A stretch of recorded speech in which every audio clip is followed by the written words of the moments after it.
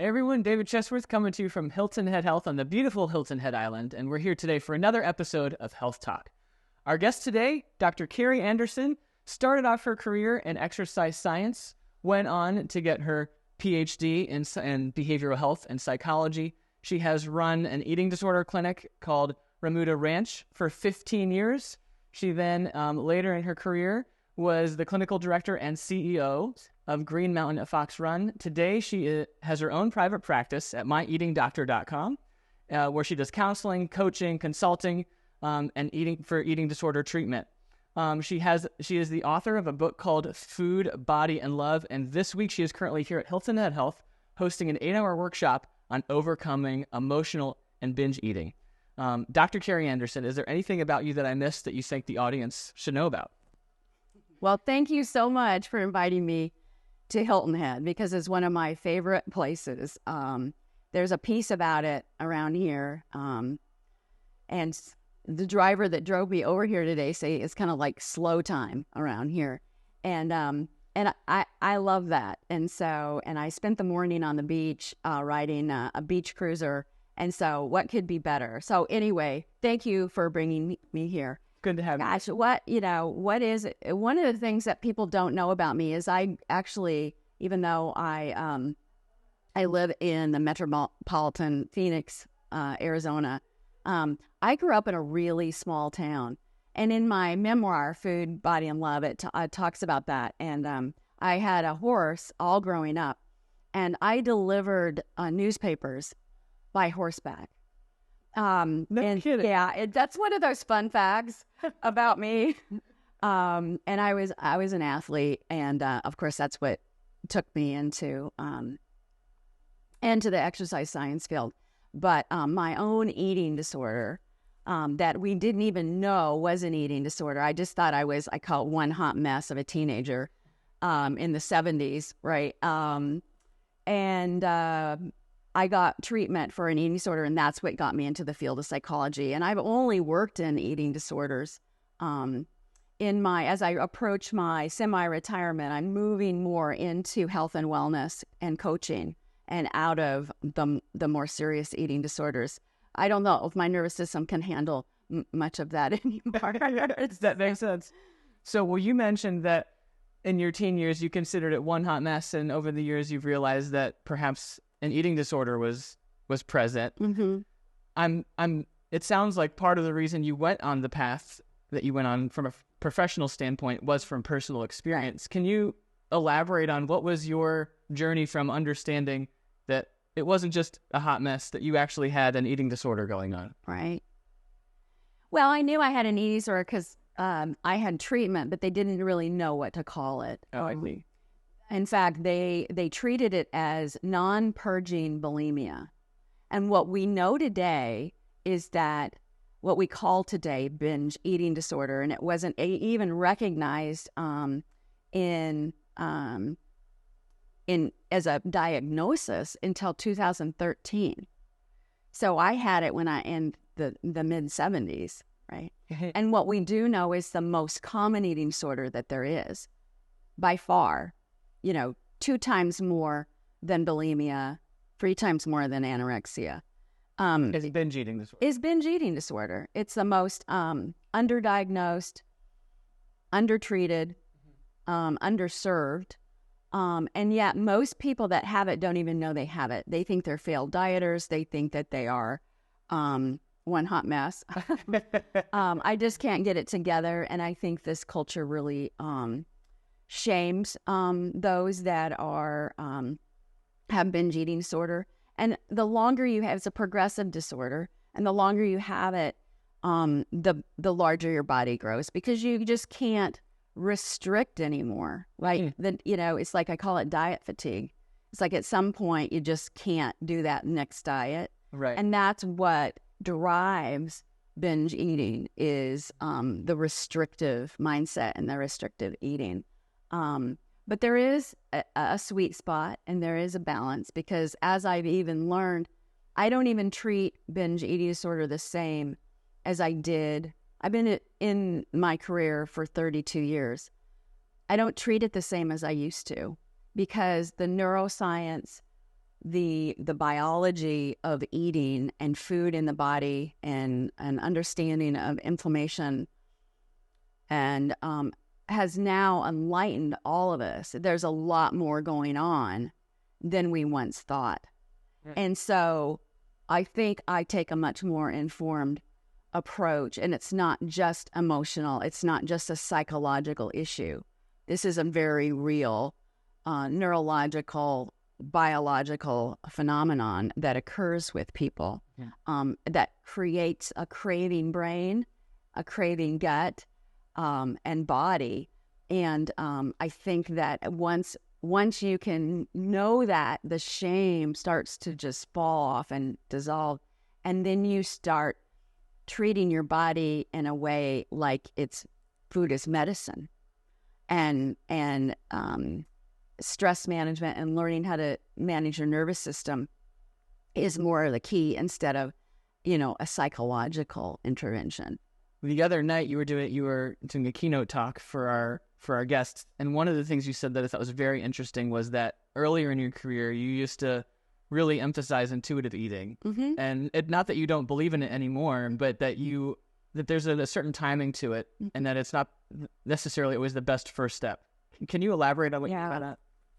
Yeah, interestingly too, I really promoted intuitive eating as the cure for binge eating, and I am willing to say I was wrong. Wow. When did you have that aha moment? Yeah. Well, because there's something about eating behavior from a survival perspective that is anything but intuitive. It's about fear, feeling safe, and trying to create a safe environment that we live in our body. And our body gets frightened really easily because our brain is hardwired for survival. And so what I learned is that our body, when we can read our body signals like hunger, fullness, pain, energy, tired, when we can read internally our body's, which through mindfulness, our body's signals, we have what we call interoceptive awareness. And most people that have problems with overeating, binge eating, they might call it food addiction. When they have those issues, they have very little interoceptive awareness.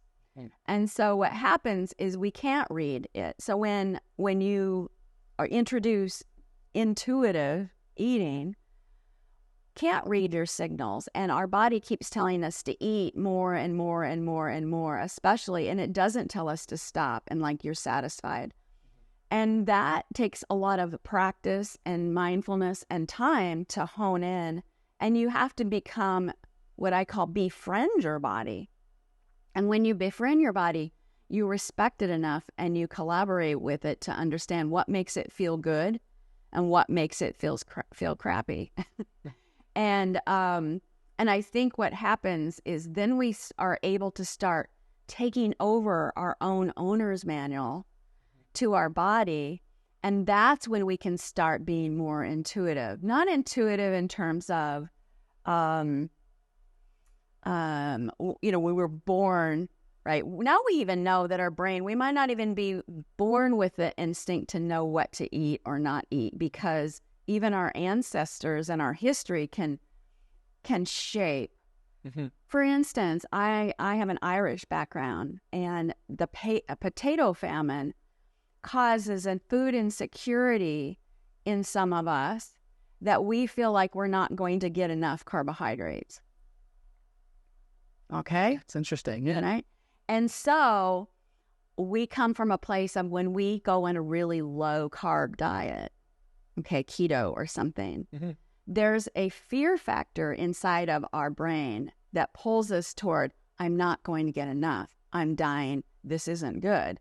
And so then we overcompensate and then binge on carbohydrates. There's other people's bodies and physiology that they can go on a keto and they can be fine. But the key is to figure out, your own nervous system and what it can handle and what it can't and what you thrive on. Mm-hmm. And I've come up with, and for myself, and it works for a lot of my my clients, is really balancing macronutrients in terms of our protein first, an equal balance of carbohydrates, and then just vegetables, fiber, mm-hmm.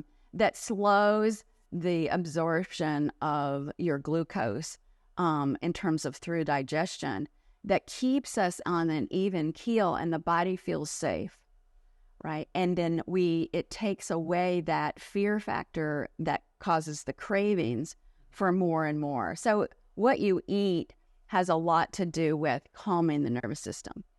So if someone with binge eating disorder, they not have the ability to be in touch with their hunger cues because their hunger cues might always be there. Do I understand that correct? Some people's brains don't shut off. There's some people that are indifferent toward food, believe it or not. With binge eating disorder? No, or just in general. Just okay. people. Okay, yeah. There's some people that food is just not a big deal. They could do without food if they didn't eat it. Yeah. And my goal with my clients is also to. In fact, I just wrote a blog. I'm a blogger for Psychology Today, and I just wrote a blog called "Let Food Be the White Noise to the Symphony of Your Life." And I really believe that. I think that our food industry, diet industry, tries to make food a big shiny object. Mm-hmm. Yeah, it does. Yeah. And our brains light up and they love shiny objects. And I think that that hooks us. And so all we do is obsess and think about food all the time. And so what I like to do is first of all get the basics and train our brain that food is medicine. Not that it has to not taste well, but it doesn't have to be the highlight of your day. It's the foundation of your day. Mm-hmm. And that we dose ourselves with the types of foods that create a good gut bacteria. It unhooks from the pleasure center of the brain, and it levels our hormones in terms of our blood sugar, insulin. And interestingly, too, and I always say interestingly because you think I'm passionate about this? A little bit. But some of the new medicines, like the semaglutides, it does exactly what we're trying to do. With Ozempic, is that an example? Yeah. Mm-hmm. What it does two different things. There's two actions for it. At first, it came out as a diabetic medicine, and the reason why is because it levels blood sugar, so you don't have highs and lows of blood sugar, so you don't have cravings. When your blood sugar gets high and then drops out because of the insulin response, what happens is we crave more food, and we crave carbohydrates, and we crave sugar. That's why people with PCOS or any type of insulin resistance in their physiology craves more carbohydrates, because when the blood sugar drops in the body, the brain gets afraid and goes, "Oh my gosh, I'm dying," and then your fight flight, your autonomic nervous system goes into fear, mm-hmm. and so you get anxious. So then what do? You eat more carbohydrates to calm yourself down. So you get in this kind of this vicious cycle. But that's what the diabetic medicine does. But what the semaglutides also have is it has a thing that activates the brain center that is in charge of our cravings, which is why exactly people that go on these that may have been smokers their whole life, they're on this for their diabetes and they stop smoking. I didn't know that. That's interesting. Mm-hmm. Yeah. And the reason is it unhooks the addictive center of your brain. Mm. So you don't crave that you need for stimulation and the pop. So that same center of the brain that might help you to crave food, mm-hmm. also is that same region for nicotine cravings. Okay. And so what happens is we kind of level out, and it's like if you talk to people that are on that med, they say, I'm kind of indifferent about food. That's interesting. Yeah. In fact, a few people that have been through my program said that's exactly what my program does. Interesting. Right. It unhooks us. So your program is a holistic approach. What are some key ingredients to that approach that mimic blocking that same center? Okay. Well, like I said, a way of eating that balances blood sugar so that we're not in a craving brain anymore. It calms our nervous system. It sounds a little hokey, but I've studied the neurology of fear and the nervous system, the autonomic nervous system. And when our body is in a state of fear, whether it be fight, flight, whether it be collapsing into a freeze mode, and we're not in our best, what we call our head, heart, we call it the ventral vagal system, which is our most natural state when we're not in a state of fear and we're in a state of, I call it a state of love. And that's what the title of my book came from. It said food, body, and love. And people go, what's that love thing about? Well, the love thing is living without fear. I think it's the opposite. It's kind getting of out of that fight or flight. Yeah. You're in this brain space where there's not fear, and it opens up our clarity. It opens up our confidence. I talk about the 8 C's of the ventral vagal state, but what it is it's our most authentic state when we're not in a state of fear. We can think. We can use our prefrontal cortex. We can.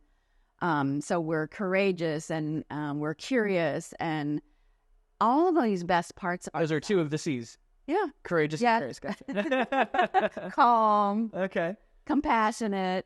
Yeah. So those are these great parts of ourselves that people say when I can access these parts, I feel truly alive and I truly feel myself.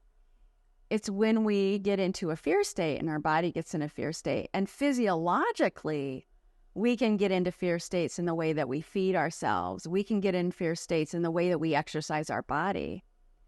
For instance, if you exercise with the mindset of a battle, I'm going to fight my body. We always talk about, when we go on diets and food programs, that we're entering this battle and it's a fight. And, we use these type of metaphors and descriptors. And yet, if you go into that with a fear base, right, your nervous system never quite feels safe enough to gain the benefits of what you're trying to do in the first place. So if you go in this no pain, no gain, and you get on a treadmill and you just work yourself, and then you don't replenish your body with a protein, carbohydrate mix, nutrients to try to calm your body back down when it tries to get to homeostasis or baseline, your body might not even get the cardiovascular benefits of that, because what's happening is it's fighting the body in terms of this fight flight in it. And our bodies may not even let go of the weight because it goes into survival mode and it wants to hang on to every single thing that it has in case something really bad happens. So our body needs to be in a state of homeostasis and calm and be fearless in order for us to actually reap the benefits of all these things that we're trying to do for our body. So we have to come at it with a heart of love toward and care toward our body, and then our body will cooperate with us. Mm-hmm. So that's kind of the nervous system science to this. Mm-hmm. So learning to calm our body down through mindfulness, through breath, through visualizations, believe it or not, kindness, compassion, can actually calm the nervous system down. And then it's open to then the processes that it needs to do as part of our circadian rhythm. You know, we have this like huge maintenance checklist. Yeah. In every part of our body, that if we don't even get enough, the baseline sleep, let's say it's trying to digest the food that we had a binge on last night, okay? And we don't sleep very well because the body's busy processing the food that we binged on, and it's not going through its checklist. It's not going through and saying, I did this, this, and this, and this, and this. So then the body gets, because it's too busy doing something that it wasn't planning on doing. Mm-hmm. Same thing with repair and things like that. So if you're not getting good sleep, that's why people that have sleep apnea that they don't treat, they have more overweight, they have more inflammatory diseases, so it really has to do with keeping the body calm and in a safe state. And by the way, I believe that inflammation, which of course is the key or core issue for depression, heart disease, diabetes, all of that, is a state of fear in the body. The body's saying, oh no, something's not quite right. We got to fire it up and get this taken care of. And as it's doing that, right, then, so if we try to treat our bodies in a place of care and calm our body down and stay in this place of homeostasis, we're going to have less disease and depression and inflammation. So as you're describing all of this, you grew up delivering paper on horses. I grew up in an era with video games and technology. So I'm thinking like the way I'm hearing you describe this, an analogy that pops in my mind is that the nervous system is the software that dictates the hardware of the body.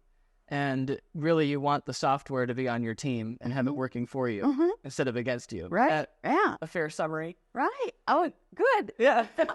Okay, excellent. You're getting it. All right. And so whether it's finding a way to be more accepting of your body, to get it more in a relaxed state, getting proper sleep so that you can recover effectively, a lot of these calm, curious tools that you teach and talk about help you to get into that state.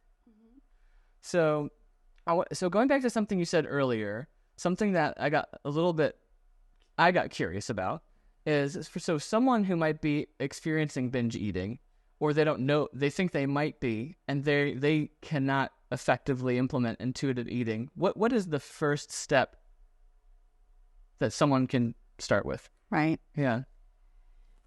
Just like setting a sleep cycle, a clock, we have to do the same thing. Is because our whole sense of hunger and fullness is completely out of whack. Many people also have something that we call, I don't even like to label with binge eating, but night eating syndrome, which means that they consume most of their calories, probably 80% of their calories, after 4 o'clock in the afternoon. Mm-hmm. Okay. Yeah, we hear about that a lot here. Yeah. Yeah. And so what happens is they go from famine to feast, constantly. But I'm not hungry, and I don't want to have to eat. I can keep myself busy. I can drink coffee all day or whatever. And I think that this trend of intermittent fasting has perpetuated this problem. Not that the science of intermittent fasting doesn't have some merit. Right. Okay. It has to do with what I talked about with the circadian rhythm, is that we need a certain amount of time for the body to do all its checklists, and it doesn't need to be digesting food. It doesn't need to be increasing insulin levels. But specifically with someone with binge eating disorder, intermittent fasting could exacerbate it. Exasperates it, right. Yeah. Because everyone that I work with has some level of what we call food insecurity. And what that means is that somewhere in their history, whether it be ancestors in a potato famine, or it could be that somebody controlled their food at some point, or they grew up in a food desert, or they didn't have enough food, or they came from a huge family and all their brothers ate their food before they could get to it, or somebody put them on a diet when they were 8 years old, and that's what I hear all the time, is that people start to control their food. So the body starts to, even if we know that there's a Costco across the street, there's plenty of food now, the body doesn't know that, because the body only knows that there's the food that you put in it. So you go on these very restrictive diets, where you're bringing your calories down under 700 calories, 500 calories. And most of these really quick diets will do that. The brain starts to say, oh no, we're going to die. Okay? Yeah, right. And so what happens is that's what causes the counter effect of the binge.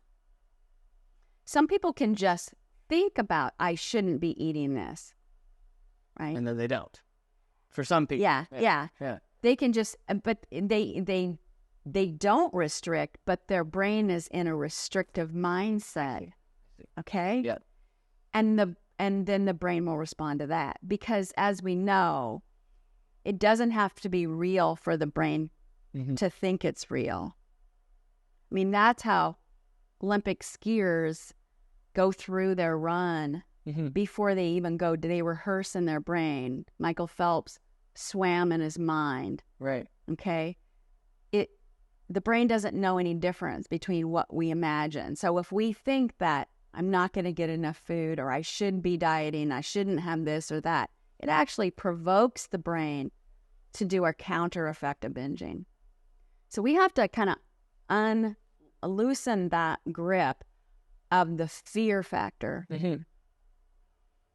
And so we unravel that insecurity. So in order to do that, and people are out there going, is she going to get to the point and answer his question? Well, I had to give you the background of the insecurity. Yeah. And so what happens is that we need to then dose food. So the best thing is to put someone on a structured, consistent meal plan where the body will learn that I'm going to be fine because I'm going to be fed again. That it's going to learn that I can be dosed at 9 o'clock, 1 o'clock, 4 o'clock, okay? Or 5 o'clock. And so what happens is then we level out the blood sugar.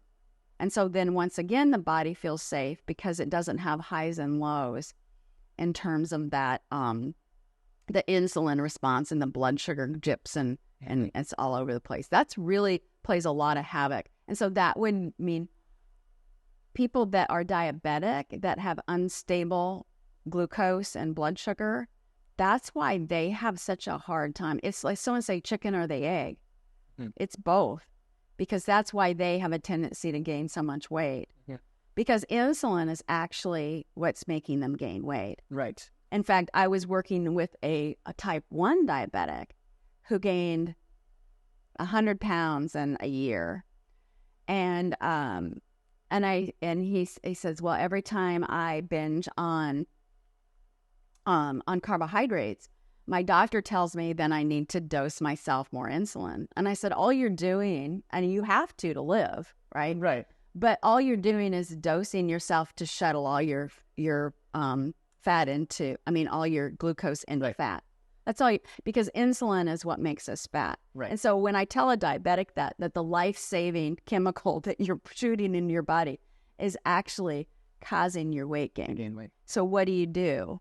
Right? Unfortunately, you're going to have to balance and manage your blood sugar in a different way. And that's through balancing macronutrients. So most people eat 3 to 5 times more carbohydrates in a meal than they do their protein or their fat. In fact, they're afraid of fat, right? Yep. Which actually fat is one of those things that really helps our brain to feel safe. Yeah. It does. There was a time during the 70s. Now, that was when I had my binge eating disorder, 70s and 80s. There was a time that we went into this really low fat thing. In fact, I binged on jelly beans because the package said low fat, right? That was like, oh, it must be good. It must be good for me. Yeah. So, yeah, we were the most anxious society when we went into the low fat mode, because the body gets afraid when it doesn't have enough fat.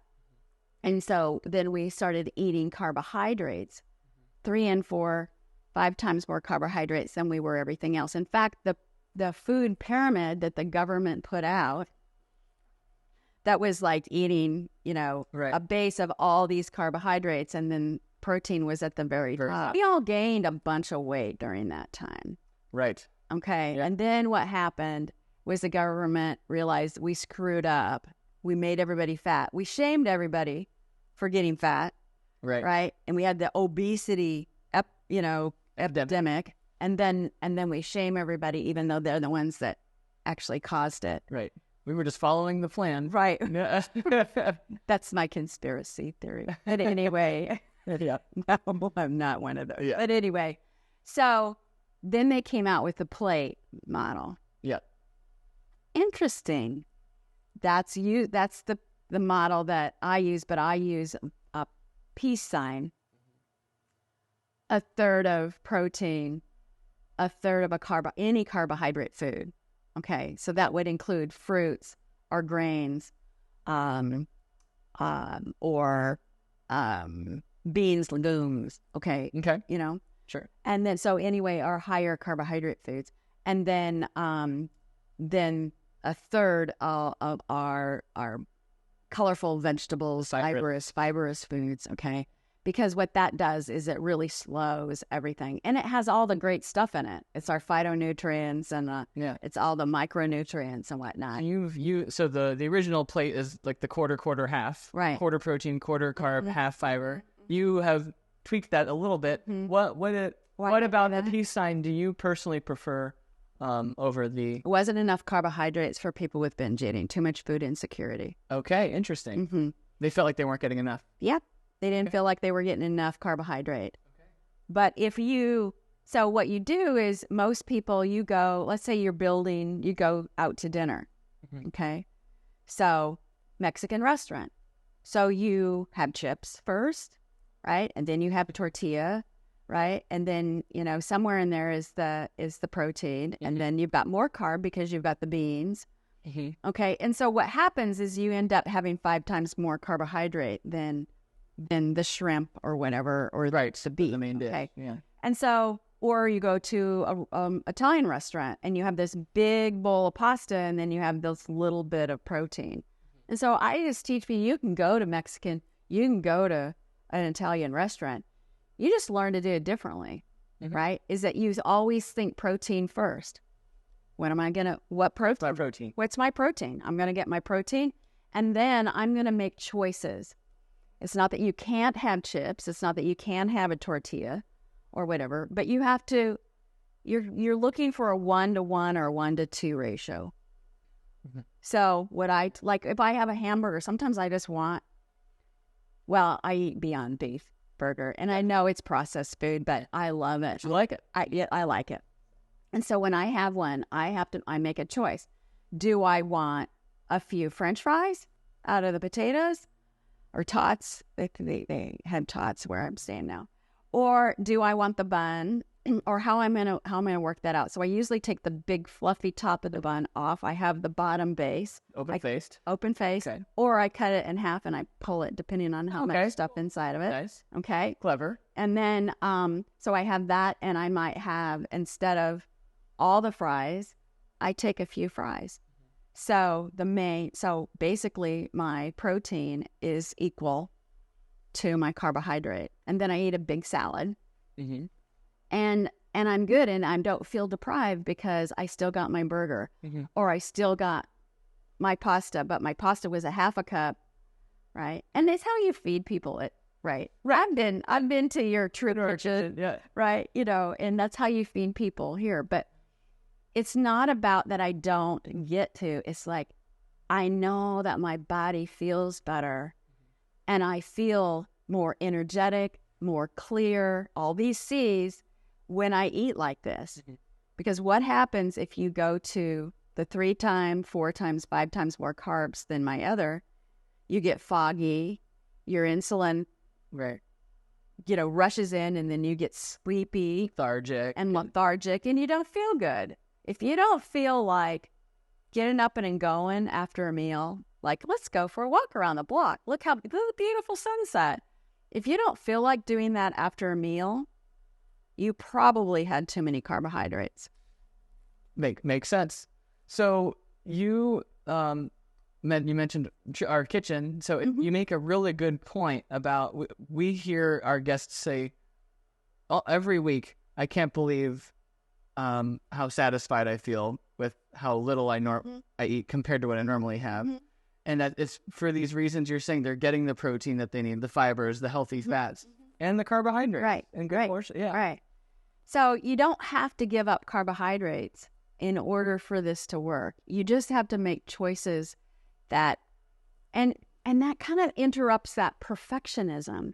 So many people have been on a diet, off a diet, on a diet, off a diet, that I've always said I did more damage to myself preparing for a diet than if I had never gone on a diet at all. Because the Last Supper is very real. was like, I have people before they take my program, and because they don't know what I'm doing. Right? Yep. Same here. They go on this huge Last Supper binge. I'm going to have this and this and this and this and before, so that I don't, because I'm going to miss out on this. And so, but then you work the whole week or 2 weeks that you're here, trying to take off what you put on to undo the Last Supper. It's exhausting. I know, too. It's exhausting. So, I want to talk about sugar for a minute. Is that okay? Sure. Talk about sugar. Let's hear about sugar. People their ears just perked up when you said sugar. My story, and I tell it in my book, and my story is that I had some, and someone brought up in my keynote earlier this week about trauma. Okay. And not everybody has trauma, and I don't want to exclude anybody, or they might not even define what happened to them as trauma. But some people's nervous systems are rewired for protection. And that's because there was something frightening in their life. And for me, I had a very frightening time in my life, and I had a lot of physical anxiety symptoms in my body over it. Stomach aches. Kids that are anxious, right? They get stomach aches and they have to come home from school or go to the nurse's station. Or because our nervous system, the autonomic nervous system, is controlled by the vagus nerve, and most of the nerve endings of the vagus nerve is in the gut. And so we get upset. But what I found was that I could eat sugar and it would calm my nervous system down. And what I found is that because of that hormone in the insulin issue, because my body actually is a fast metabolizer of carbohydrates. And so what happens is I have a rush of insulin, and then I collapse. And so then I get in kind of like in this fugue or dissociated state, okay, which calms me down. A lot of people have very sensitive GI systems and nervous systems to carbohydrates, and it happens the same thing. So we start to use sugar as a drug. And I developed a neural pathway of sugar acted in me like a drug, to the point where it actually, it would spin me, right? But then I would collapse into some sort of a dissociative calm state. And now even today, because I created that neural pathway, if I eat too much, like a sugar, something that's got too much sugar in it, like very, very rich, it only takes a few bites and my brain starts to act very strangely, right? But I'm more interoceptive, right? I can pay attention to it where I didn't know. I just knew I felt better.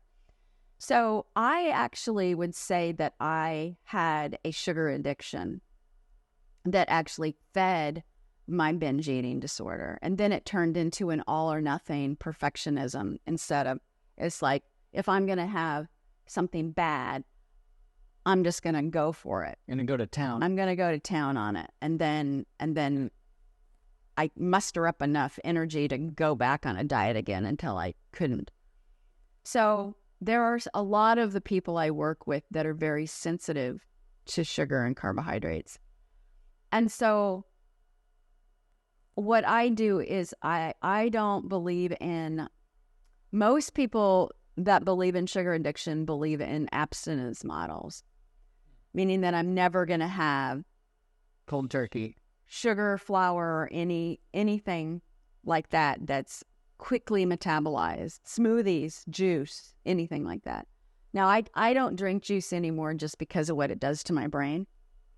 It doesn't feel good. It makes me feel weird. So I would rather eat the orange or the apple. But anyway, so what happens is with an abstinence model, we have to be really careful about that in the long run, because at some point the food insecurity is going to take over. Food insecurity also comes in packaged in rebellion. It's fear. Rebellion is fear. It's like, don't tell me I can't, because I can't, even if it's ourselves. Your comes out. Right. Yeah. And so what happens is long-term abstinence. I've seen people that have been on programs, no flour, no sugar, for 10 years. But then the food insecurity flipped. They started eating it, and they went into full-blown binge eating disorder for another 10 years. Okay. So what I encourage people to do is to pull back. In fact, I do an activity in my 8-week or 8-hour program that's called brain training. And it's an exposure activity of how do we introduce sugary foods back in to our program.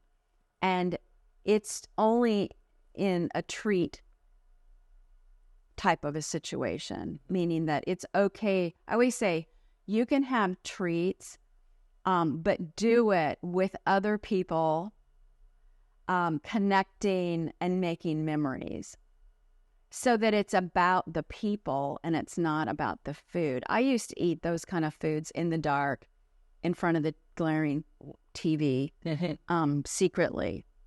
Okay. But we need to come into the light if we're going to eat those things. And it needs the event. Like for me, one of my favorite treats is a soft serve ice cream on a hot summer day with the people I love. Right. Walking. Sounds lovely. Yeah. Yeah. And yet, so there's no hiding that anymore, right? I'm not going to buy a thing of ice cream and eat it by myself at home. So what we do is we try to detach the brain from craving it.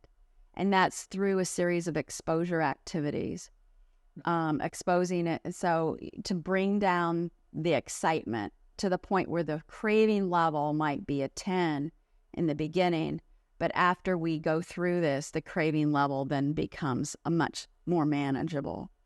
But we train the brain not to get excited about it. How long does that take? It depends on the person and how much food insecurity there is, how much the brain lights up.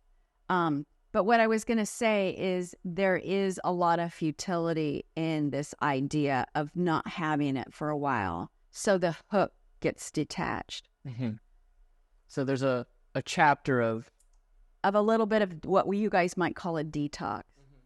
Now, that doesn't mean, that's when you need to be eating lots of berries and apples and things as your part of your carbohydrates, is to feel like you're getting, natural, sugars and whatnot. It's that manufactured food that we have to be pretty careful of. So from that detox stage, how do you get into the mindset of, I can imagine the food insecurity might get really high when you start to explore reintroducing that food.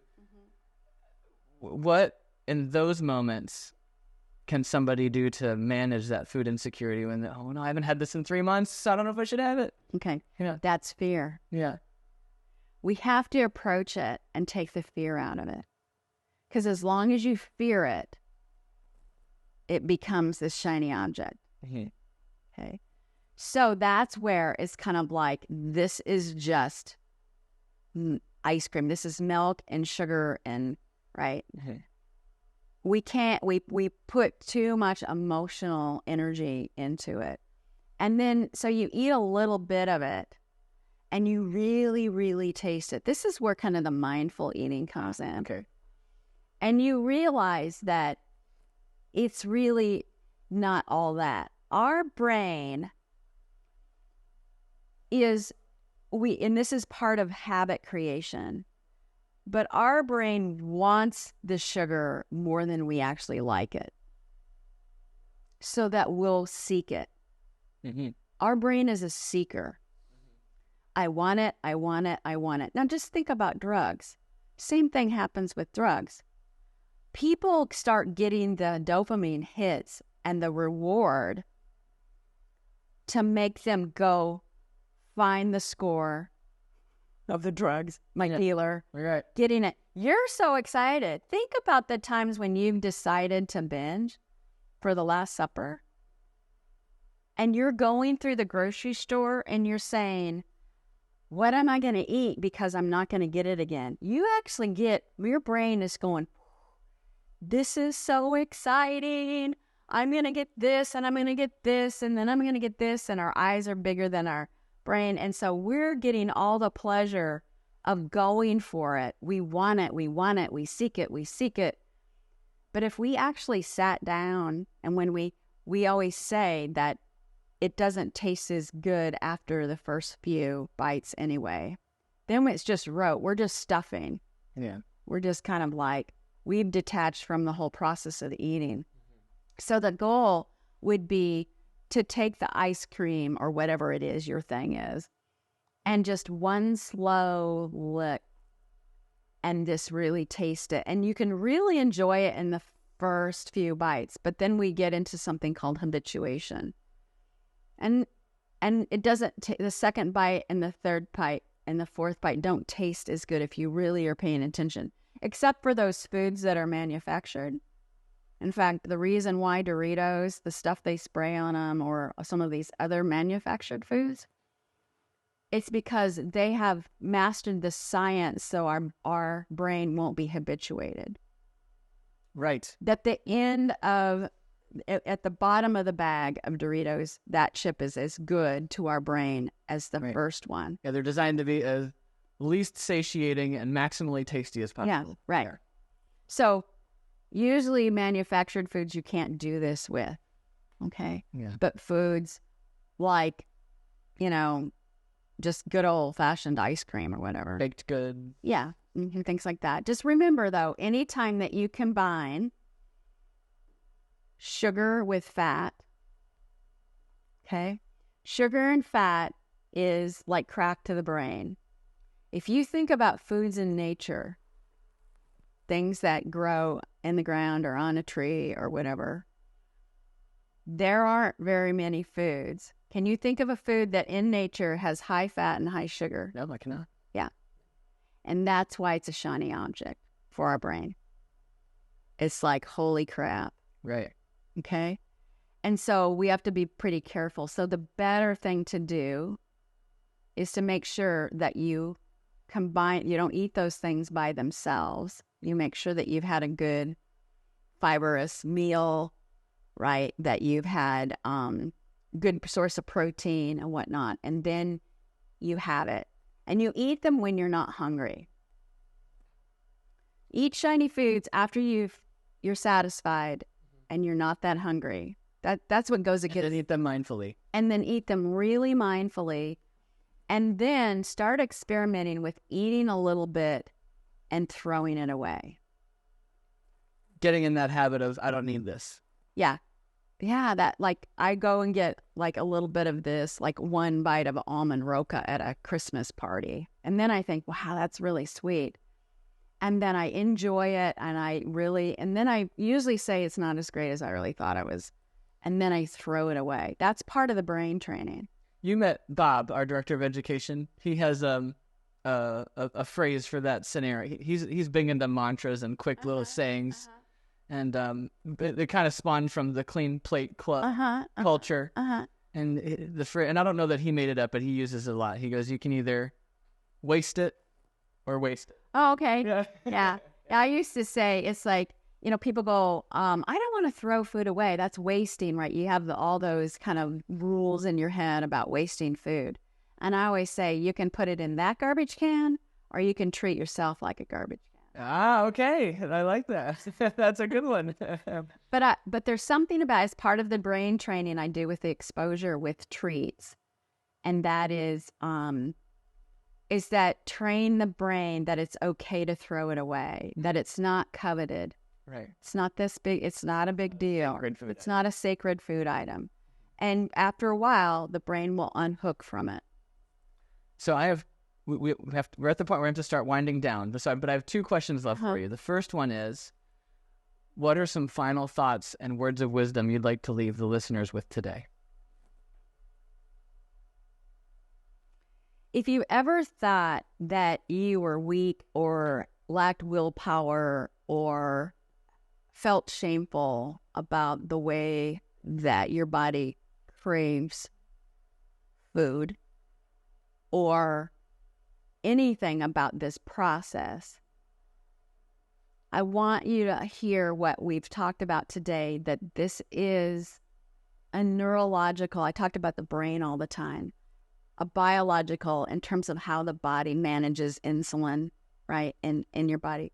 I want you to know that this is just a symptom of something bigger than this, that this has nothing to do with character, nothing to good with good or bad or anything. Is that once you view this, and that's why I say that my program is science-based and compassion-based.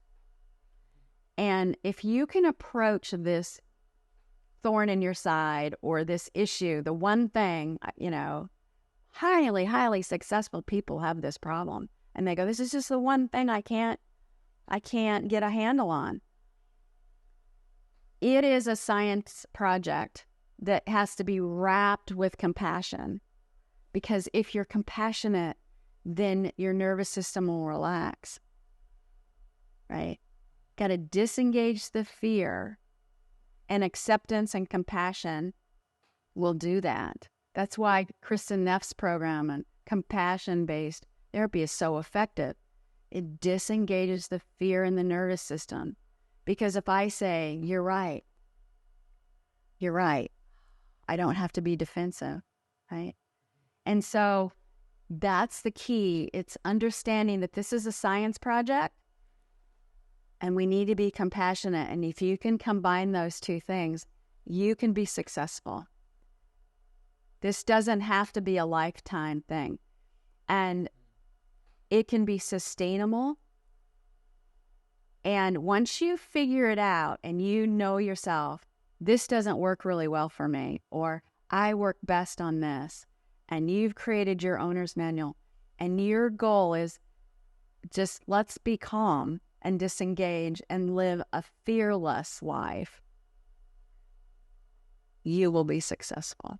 I really love that mindset that this is a science project, because that implies curiosity. Mm-hmm. It implies trial and learn. Mm-hmm. Got to maybe do a series of experiments to get it right, mm-hmm. and that it's an ongoing process. So Dr. Carrie Anderson, thank you so much for joining us today. How can our listeners stay connected with you if they want to continue to follow you after this talk? Well, I have a memoir, a book that also has all the science in this, and that's called Food, Body, and Love. But the greatest of these is love, because I think that calming the nervous system is the greatest of it. And then I have a workbook that's called the Companion Workbook. You can find those on Amazon under Food, Body, and Love, or you go to the authors, look up the author, Dr. Carrie Anderson. If you want to find me and my programs, my coaching programs and whatnot, I'm really easy to find. It's called myeatingdoctor.com, and it's spelled out. My eating, EATING, Dr. DOCTOR.com. Perfect. It's very easy. You can remember it, and you can find me. Love that. Well, thank you so much for joining us today. You're welcome. Thanks for having me. Everyone listening, thank you so much for joining us today. We hope you got a lot of value out of this. At the end of the day, these podcasts are for you. So let us know what you thought. Who else would you like us to bring on the podcast? And as always, thanks again for listening. We'll see you next time.